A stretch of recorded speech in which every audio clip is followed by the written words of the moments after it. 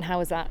Yeah, oh my gosh, I looked up and to see a 3 in my score, a 38, I mean, it's not going to lead or definitely not be in contention, but at this stage after dressage, I am absolutely thrilled with him. He has never done a below 43 at a 5-star, and today he really held it together. He had one moment and I thought, oh no, the canter might go wrong, but actually he came back to me, and that is such a big improvement from what I've had before. And he really did try his best, even though I could feel he was nervous. He tried to stay with me, got my changes and all of those really important moves, so really proud of him.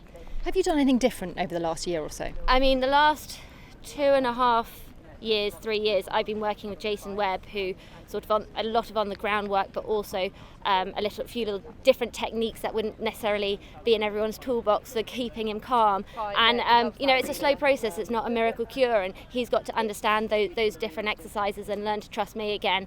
And they have been making a difference. And until today, they hadn't really come out in a test. And I think today is like that first real kind of step forward for him. So I'm really proud. Jason Webb is a sort of natural horsemanship. Yeah, natural horsemanship. He kind of has, I suppose, not a conventional way of training them, but he reads and understands horses' body language so well.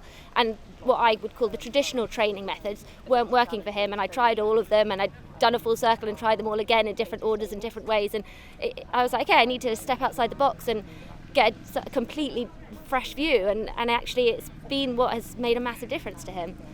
And how do you prepare yourself mentally going into that arena on a horse that's really quite highly strung? I think I'm quite a chilled person generally, but even I have to be like, it's like dressage is the worst bit, and once that's out the way, we're on to the fun bit and the bit that Flipper loves. And for me, it's just remembering that all I have to do is get to the end of the test, and then we can do that.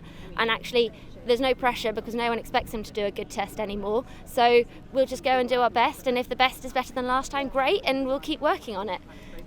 And of course, Burghley's never a dressage competition. What do you think of that cross-country course? I had a very quick cycle round last night, and it's tough and it's big, and there's some really big open parallels and corners, plenty of corners, and I think it's really testing that 5-star stamina, scope and bravery, and that's all that Flipper is. So I'm hoping that I have a cracking ride on Saturday.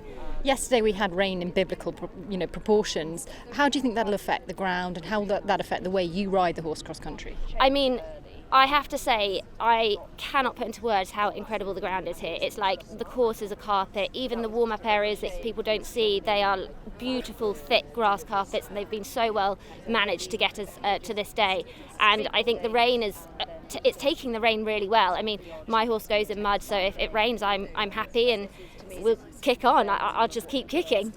And finally, we saw you had some rather interesting studs in your horse. Could you tell us a bit about that? Yes, so I have the Stud Fast studs, the orange plastic ones, which I use on him because I know sometimes when he gets really tense, he can jump around, and I just know that they're safe, they're not going to hurt him, but they provide really good grip, and they're so light, and I just think it helps his movement, and every little helps at this level, so absolutely love using them. Brilliant, thanks.